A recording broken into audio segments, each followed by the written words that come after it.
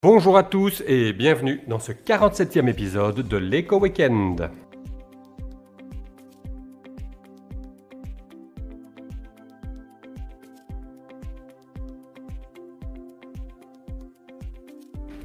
Si les derniers messages des banquiers centraux faisaient état d'une réelle flexibilité pour considérer le contexte actuel à sa juste mesure, et s'ils étaient exempts de mauvaises nouvelles, ce qui a réjoui les investisseurs, eh bien, ils n'ont pas moins laissé planer une réelle incertitude. Ainsi, cette semaine, les stratégistes des 5 plus grandes banques américaines ont dévoilé des perspectives très mesurées, trahissant là une fragilité des marchés d'actions.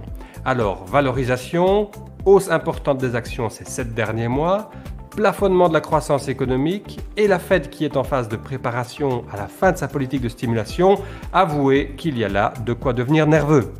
La semaine se clôture donc sur un recul des places occidentales.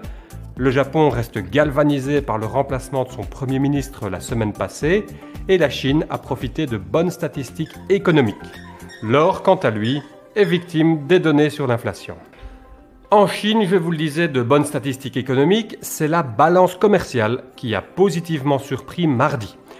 Alors que les indicateurs économiques avancés PMI la semaine passée indiquaient une vraie souffrance de la Chine face à la pandémie et aux difficultés dans la chaîne logistique, la croissance des importations et des exportations en août, notamment vers les États-Unis et l'Europe, comme on peut le voir sur le graphique qui apparaît à l'écran, eh bien cette croissance a constitué une belle surprise.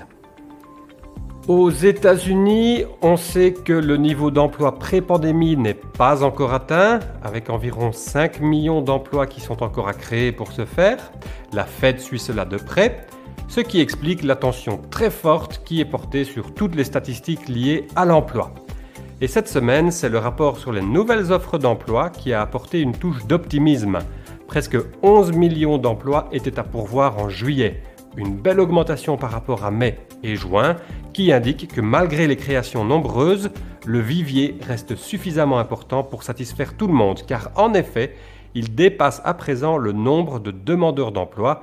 Comme le graphique qui apparaît à l'écran le montre, il s'agit du nombre de demandeurs pour chaque emploi vacant. En Europe, les gouverneurs de la Banque centrale se réunissaient et on peut dire que c'était l'événement principal de cette semaine.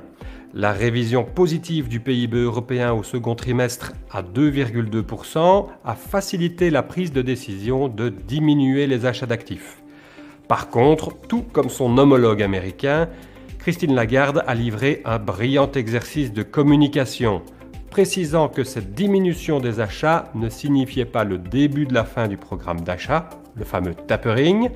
L'enveloppe d'aide à la pandémie, jusqu'en mars, est très flexible et l'enveloppe du programme de base, quoique plus limitée, pourrait être élargie. Cette décision a convaincu les investisseurs jeudi. La Banque centrale européenne a également communiqué ses prévisions. Je vous montre à l'écran, la croissance est relevée à 5% en 2021 au lieu de 4,6% et l'inflation qui passe de 1,9 à 2,2% en 2021.